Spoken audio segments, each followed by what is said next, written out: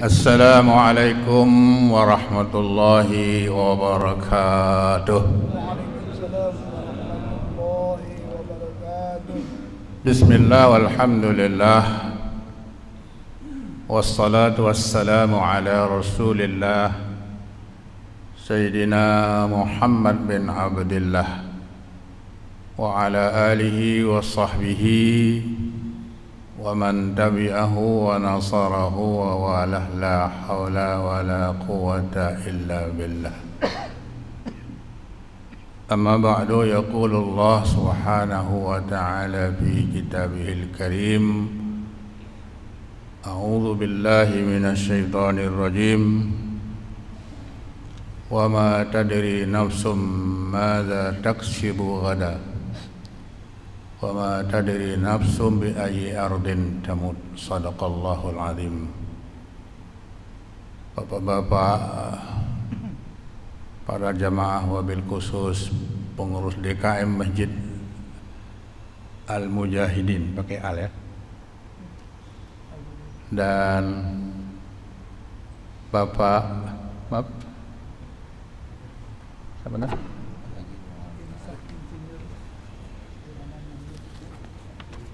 Bapak Insinyur Rohama Ben ya, MSc, yang saya hormati. Maaf, saya baru lihat orangnya, cuma lihat di foto ya, di spanduk, di pamflet. Tapi nampaknya lebih ganteng orangnya dengan yang di pas spanduk itu. Mungkin ya tukang sablonnya kali ya kan. Baik, udah lama kita tidak ketemu ya, udah lama tidak mengudara. Lagi selama COVID ini saya pribadi juga banyak libur jadinya. Mulai Maret, April, Mei, Juni, Juli, Agustus, lockdown. Jadi kalau bahasa Qur'annya itu lockdown pakai qalqalah nyebutnya. Ya, semua kegiatan terhenti.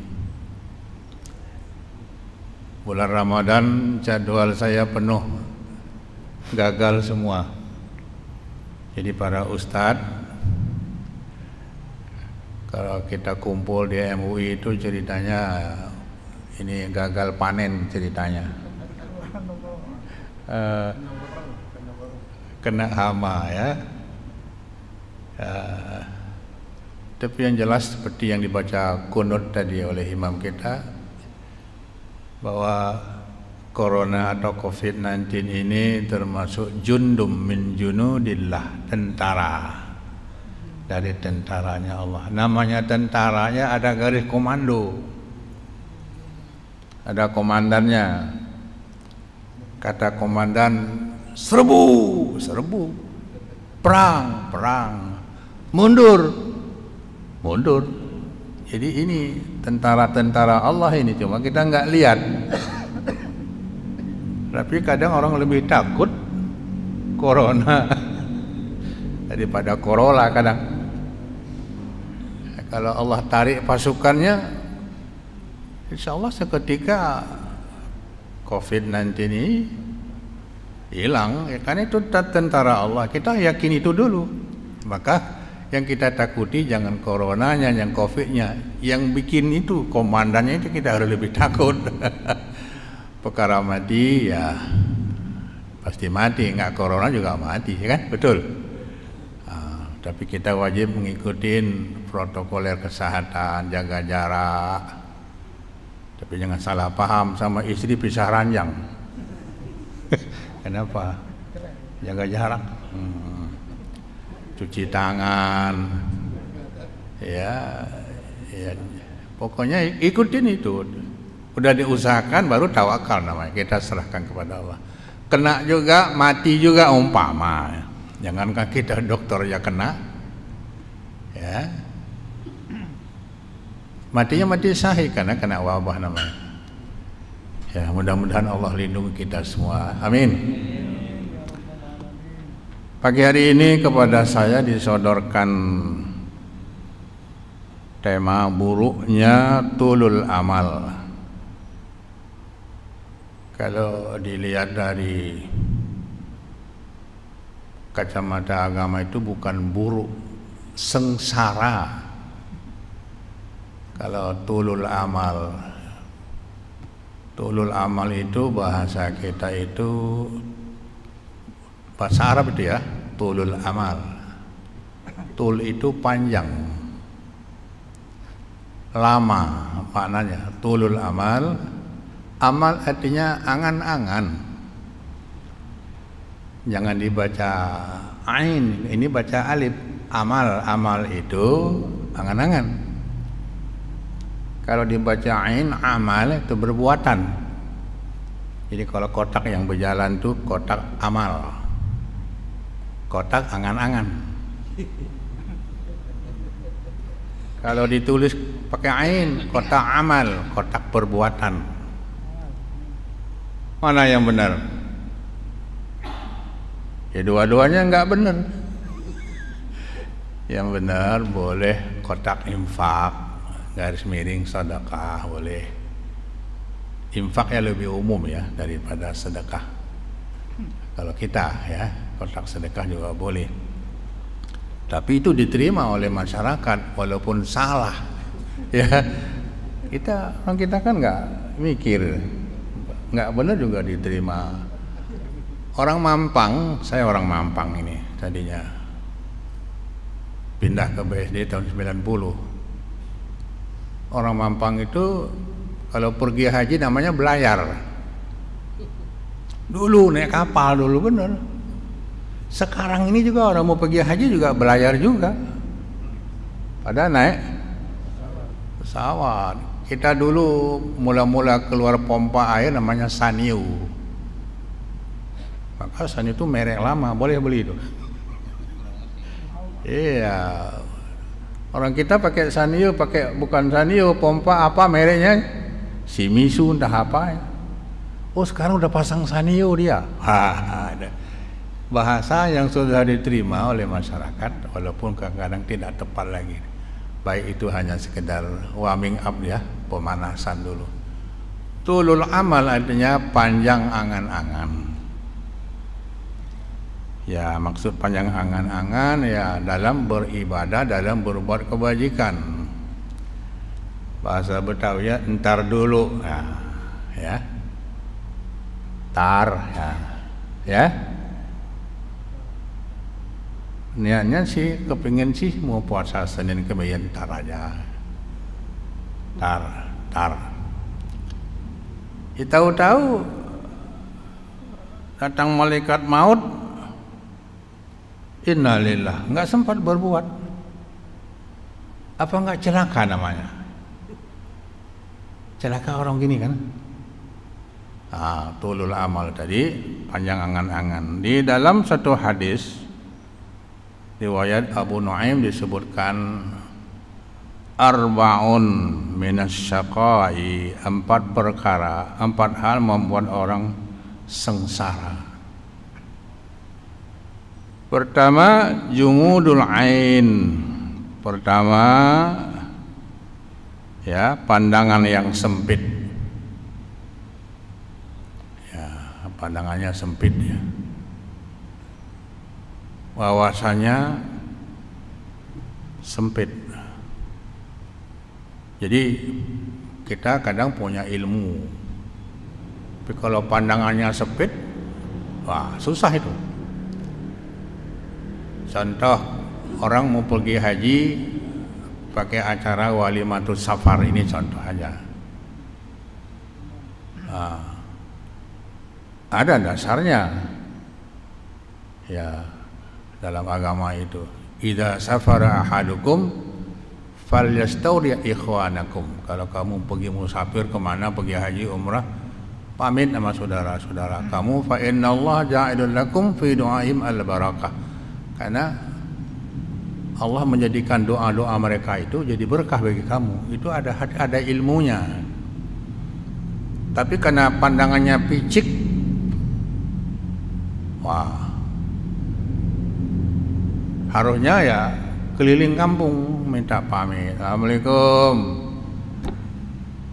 Aku mau pergi haji besok. Mohon maaf lahir batin. Minta doanya. Keliling. Ya kalau keliling di sekampung mungkin 6 bulan nggak rapi kali ya. Assalamualaikum. Oh, Bapak baru jalan. Ntar malam pulang sore belum nyampe Pak. Datang jam, oh capek Pak, tidur. Ngurusin satu orang itu bulan-bulan nggak beres-beres. Teknisnya gimana? Bikin surat undangan dalam rangka keberangkatan saya ke Tanah Suci, mohon kehadirannya. Saya berencana mengadakan syukuran. Hari apa, jam berapa, di mana? Kumpul. Itu teknis, itu wawasan, nggak picik namanya. Datang orang, nggak ada bikin yang namanya walimatul safar, nggak ada, bid'ah itu. Nabi nggak, zaman Nabi sahabat nggak pernah bikin. Nah ini piciknya di sini nih. Nah, jadi berpikir picik namanya itu kan, itu bikin susah sendiri dia itu tuh. Nah, akhirnya nggak datang dia, bid'ah, semua bid'ah sesat, yang sesat masuk neraka. Yang pergi walimatul safar itu masuk neraka semua itu. Nah, karena picik. Jadi ada ilmu, ada wawasan dalam berpikir. Jadi nggak picik gitu. Ya, yang kedua, kata Nabi, orang yang celaka itu waqaswatul qalbi, keras hati. Hati kalau sudah keras susah Pak. Susah untuk berbuat kebajikan. Kalau hilang mobil, sedih nggak? Sedih nggak? Rumah kebakar, hilang harta apa? Sedih nggak? Tapi kalau hilang amal kebajikan, sedih nggak? Hari ini ada kajian subuh, ada kuliah subuh. Man taraka ila tariqil ilmi sahalallahu lahu ila tariqil jannah. Siapa yang menuju ke jalan nuntut ilmu, Allah mudahkan dia ke jalan ke surga. Wah, luar biasa itu kalau kita pergi duduk ngaji. Kata Nabi, dudukmu sesaat, julusuka sa'atan, dudukmu di sini sesaat aja, enggak usah lama-lama. Itu khairum, lebih baik pada salat sunat 1000 rakaat. Nah, loh. Sedih enggak kalau bapak enggak ngaji? Ada yang sedih enggak? Kenapa Pak kok sedih? Aku menyesal pagi ini enggak sempat pergi ngaji. Ada ceramah Ustaz Nur lagi yang ngisi. Walaupun yang disampaikan tak apa. Ada kan? Sedih enggak kira-kira? Ini kotak infak lewat, nggak ngisi dia. Sedih nggak? Sedih harusnya. Kenapa aku nggak bersedekah? Makanya di hari kiamat nanti orang sedih, satu, tidak bersedekah. Kedua, sedih orang bersedekah. Nah, tuh. Maksud sedih orang bersedekah, kenapa dikit? Kepingin mah masuk surga. Ngasih berapa? Gopek. Di atas gopek seceng, goceng. Padahal duitnya ada. Sedih itu. Kenapa beramal kok jadi dikit? Nanti di hari kiamat juga menyesal. Itu namanya qaswatul qulub. Mudah-mudahan hati kita enggak keras dalam beramal. Ya. Jadi yang kedua, yang ketiga, wal hirsu, rakus. Rakus itu merasa kurang. Bapak punya duit 10.000, masuk kotak infak tadi itu, merasa berkurang enggak? Pak, merasa kurang nggak duitnya? Bapak punya duit 10.000, masukin 5.000. Gini dah, duit 1 juta, sedekah 100.000, tinggal berapa Pak? 900. Itu perhitungan matematik dunia. Perhitungan matematik akhirat nggak begitu. Duit 1 juta, sedekah 100.000, tinggal berapa tuh duit? 100.000. Yang kita sedekah itulah yang tinggal buat kita nanti di sana. Yang 900 tadi habis dah kemana? Beda kan? Al-hirsu, orang rakus, artinya merasa berkurang kalau ngasih orang. Itu hirsu. Itulah orang susah, kata Nabi. Al-hirsu fakirun, orang yang rakus itulah orang yang miskin. Walaupun duitnya banyak, walaupun hartanya melimpah. Jadi kalau tanya, siapa orang miskin, siapa? Ya orang rakus. Mobilnya mewah, rumah besar, istri besar. Jadi namanya rakus, merasa berkurang kalau ngasih orang. Wal hirsu fakirun wal qana'atu ghaniyun. Tapi terbalik, maaf nggak apa-apa. Kalau Quran nggak boleh, kalau hadis masih bisa lah. Al qana'atu ghaniyun sebenarnya dalam hadis lain ya, tapi dalam hadis ini al hirsu doang. Al qana'atu ghaniyun, orang yang qana'ah itulah orang kaya. Makna orang qanaah merasa alhamdulillah Allah kasih rezeki, alhamdulillah, walaupun makan ya sehari sekali, sekarang lagi banyak yang diberhentikan karena COVID-19, ya enggak? Banyak orang yang pulang, pokoknya sengsara lah sekarang ini, orang gaji dipotong. Iya, Ustadz aja gagal panen. Jadi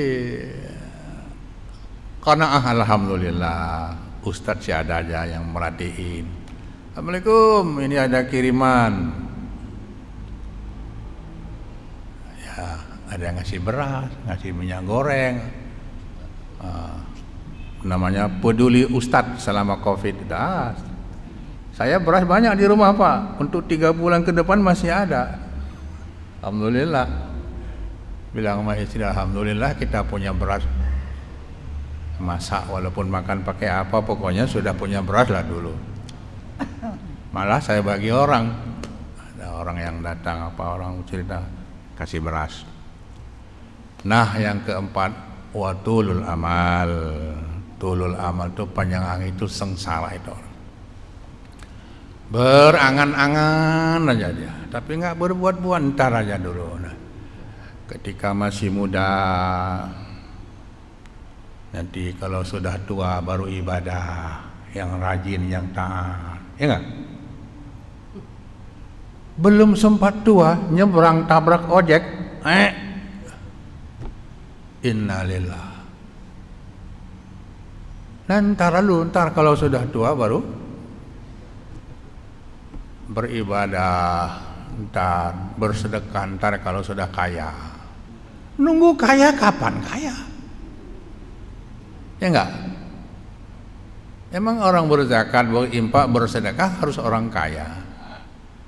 Tidak harus. Makanya kata Nabi menghibur orang miskin ini, as-sadaqatu indal fuqara hasanun.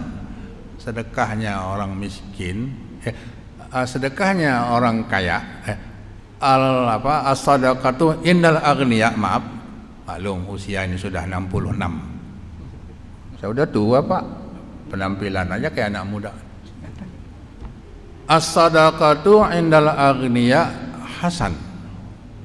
Ada namanya Hasan di sini ya. Sedekahnya orang kaya bagus. Ya orang kaya bersedekah. Alhamdulillah kata pengurus, kita telah menerima dalam rangka perbaikan mau bangun pagar. Ya benar. kita sudah terima dari seorang hamba Allah 1 miliar. Itu dana berapa, Ji? Ya kira-kira aja deh ya. Siapa dia? Ternyata yang ngasih konglomerat. Konglomerat mah 1 miliar kagak ada apa-apanya. Ada hartanya bertriliun-triliun dia. Oh, dia yang ngasih. Ya orang kaya kita nggak heran. Hasan, bagus, ya kan? Orang kaya bersedekah bagus. Wa innal fuqara ahsan. Nah, isim tafdilnya itu. Tapi kalau orang miskin bersedekah is the best from orang kaya, kata orang Inggris. Maaf, ini kelamaan di sana jadi makanya singkong belaganya. Sedekahnya orang miskin lebih baik daripada orang kaya dinilai oleh Allah. Ini kotak lewat 1.000, 2.000 lah ya. 2.000. Orang kaya juga ngasih 2.000. Malaikat bilang, hei, kata malaikat. Cuma lu nggak dengar aja. Lo kagak pantas. Masa lu 2.000? No, yang miskin juga 2.000. Tukang cilok 2.000. Direktur perusahaan 2.000 lah. Mengharap surga lah. Ilah, emang surga itu murah? Nggak pantas. Maka Nabi hibur, sedekah orang miskin ahsan, lebih baik daripada sedekah orang. Jadi Anda jangan menunggu kaya dulu. Nunggu kaya ya kapan bersedekah. Jangan kayak si Kodir itu yang pelawak dulu tuh. Masih ada Kodir ya? Masih ya? Kodir yang orang Madura itu.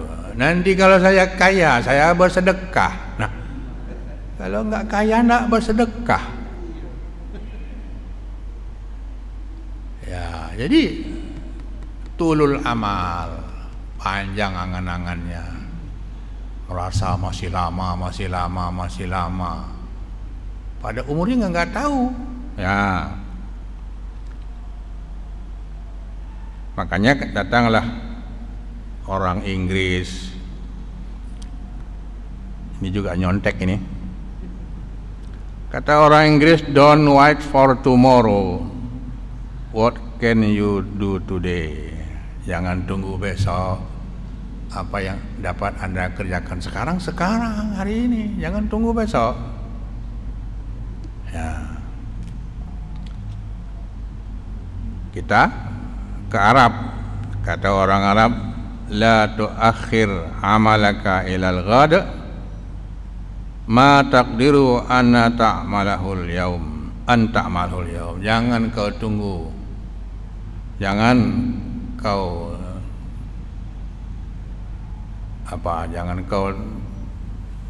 lewatkan amalmu hari ini ya untuk besok. Jadi dengan begitu hari ini ya kita kerjakanlah hari ini. Nah, karena itu kalau Anda mau salat, kata Sayyidina Ali, ajjilu bis salati qablal mauti wa ajilu bi taubati qablal mauti. Segeralah kamu salat sebelum habis waktu. Allahu akbar, Allahu akbar di Masjid Raya Al-Mujahidin Serpong. Ini orang pasar dengar ini. Dengar enggak? Speakernya kedengeran enggak ke pasar? Maaf, yang punya toko, yang punya warung, baru azan. Tak lama, Allahu Akbar, asyhadu an la ilaha illallah, baru qamat. Jumat ini, baru dia pergi Jumat. Ya, khatib udah naik lagi sedang khutbah. Jadi Ntar. Apalagi rumahnya dekat masjid nih. Dekat masjid itu azan kedengeran, baru azan, baru kamar. Tak tahu amin, gitu kan? Baru amin rakaat pertama. Datanglah setan. Ditiuplah. Maaf Bapak kalau tidur jangan telentang. Menurut kesehatan enggak baik. Kalau subuh apalagi datanglah setan, ditiuplah hidungnya.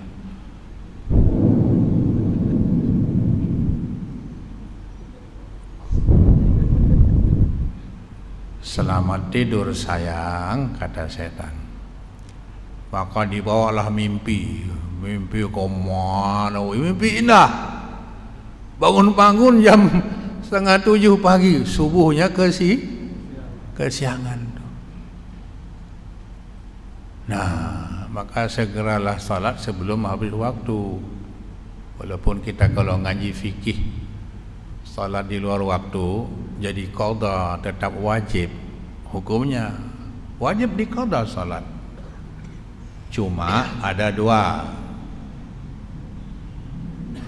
Kalau tadi pendapat jumhur ya, wajib diqadha. Kalau salat ditinggal karena kelupaan, karena ketiduran, itu enggak dosa, wajib qadha. Tapi kalau sengaja masih jualan aja, masih apa di warung, ya pakai entar sampai habis waktu, itu dosa, walaupun wajib diqadha itu. Makanya dalam hukum jual beli itu haram jual beli kalau sudah terdengar adzan. Idza nudiya lis-salati min yaumil jumu'ati fas'au ila dzikrillah. Kalau kamu mendengar azan panggilan hari Jumat, segera kamu pergi Jumat. Wa dzarul bai', tinggalkan jual beli. Tinggalkan jual beli. Saya orang Aceh, Pak. Itu di Aceh zaman dulu jam 11 sudah tutup toko. Tutup. Datang orang, Assalamualaikum. Maaf Pak, saya mau ke masjid. Jumatnya jam 12. Iya. Karena dia amalkan tuh ayat haram jual beli. Ini kata ulama tafsir, ulama fikih berdasarkan ayat tadi, haram jual beli kalau sudah azan. Maka di Mekah juga itu, di Mekah itu kalau 20 menit apa setengah jam sebelum waktu datang polisi yang pakai Harley apa yang gede itu, ayo salu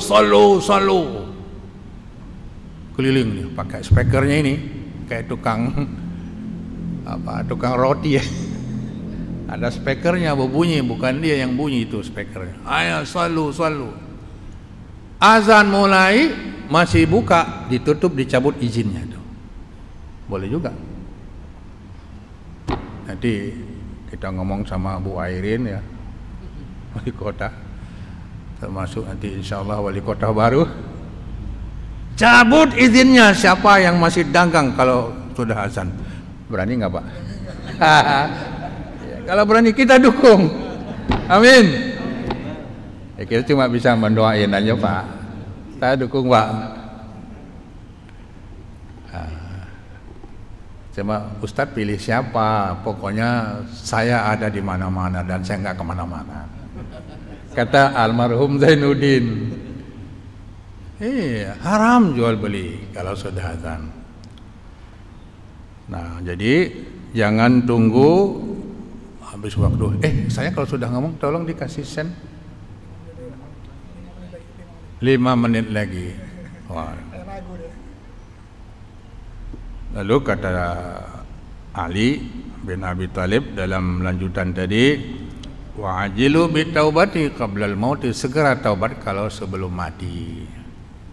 Udah nyawa di sini, itu Allah enggak terima taubat.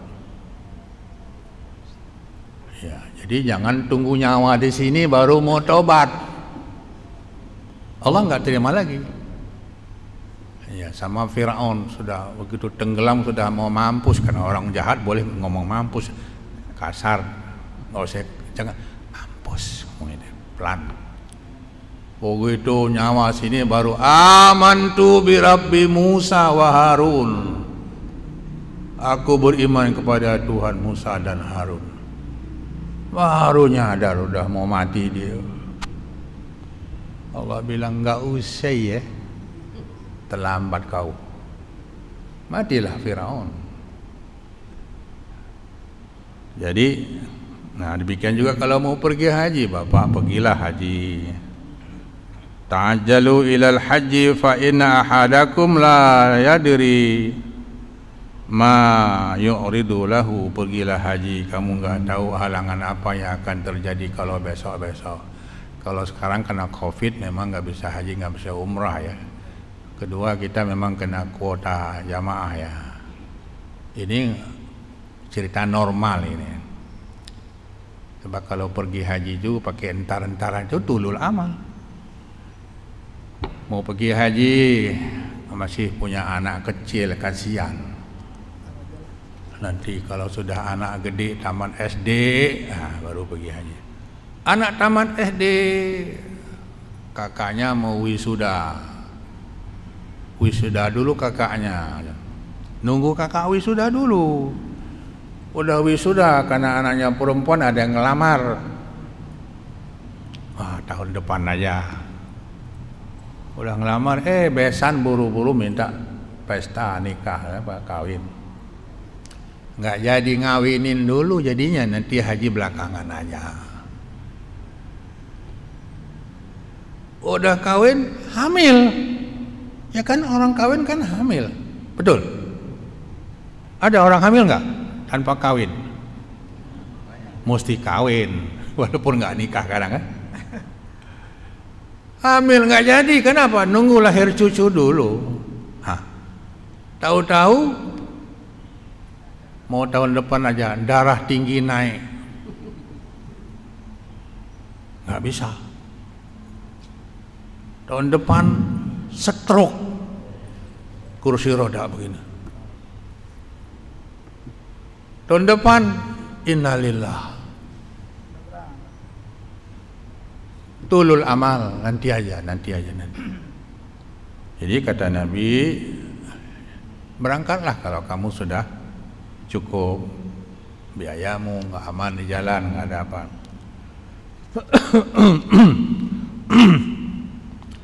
Jadi kita tidak tahu, karena Quran bilang wa ma tadri nafsum madza taksibu ghadan wa ma tadri nafsum bi ayyi ardin tamut. Akhir surah Luqman. Tidak seorang pun tahu besok mau kerja apa, enggak dia. Masih kerja enggak besok? Enggak tahu. Besok pagi ini masih kerja enggak kita? Belum tahu. Karena subuh-subuh innalillahi wa inna, ada pengumuman meninggal. Tidak seorang pun tahu besok apakah masih kerja enggak, masih ada umur enggak dia besok. Enggak tahu dia. Termasuk saya, termasuk bapak-bapak semua. Wa ma tadri nafsum bi ardin tamu, tidak seorang pun tahu besok di mana dia mati, bumi mana. Bapak maunya matinya di mana? Di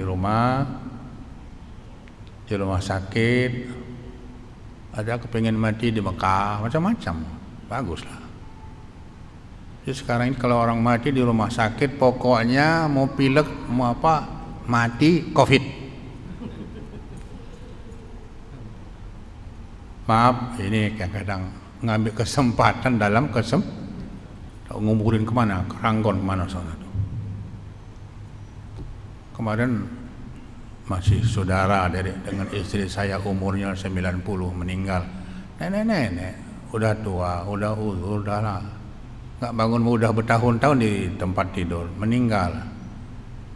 Harus protokoler kesehatan, termasuk di Covid kan, dibawa ke Rangon. Dan itu rumah sakit itu dapat tuh 150 juta itu saya dengar. Rumah sakit dapat 150 juta. Jadi proyek juga itu, proyek Covid namanya itu. Teman saya ustadz, dokter, tetangga di Mampang meninggal, diabetes, harus ikut prosedural COVID, nanam pakai peti, yang datang pakai itu semua tuh, patok mandi itu, yang dokter apa segala tim itu, udah kayak astronot pakaian itu kan. Nguburnya masih bisa di kuburan keluarga, tapi tetap protokoler. Jadi kalau bisa jangan mati sekarang lah Pak. Ya, tapi kita tidak tahu di bumi mana mati. Apakah besok, di rumah mana? Kadang datang ke rumah anak tak tahu bapaknya, orang ibunya, tahu meriang sakitnya meninggal. Jadi kita tidak tahu besok mau kerja apa enggak, kita tidak mati di mana besok. Nah, barangkali itulah kaji kita pagi hari ini. Mudah-mudahan kita janganlah terlalu tulul amal, ya. Jangan banyak berangan-angan, ya. Ya. Tapi enggak berbuat. Barangkali ini saja, mohon maaf. Mudah-mudahan ada manfaatnya, ya, karena ada sambutan dan tausiah yang kedua pagi ini. Mari kita ikutin, kita dengar, mana yang baik kita ambil, yang jelek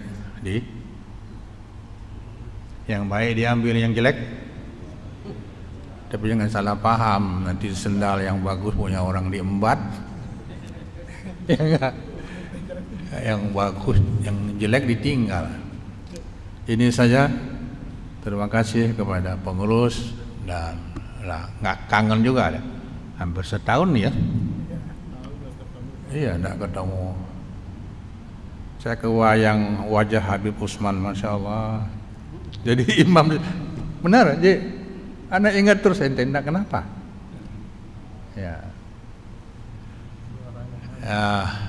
punya ciri khas dia ya, suaranya. Assalamualaikum warahmatullahi wabarakatuh. Waalaikumsalam warahmatullahi wabarakatuh.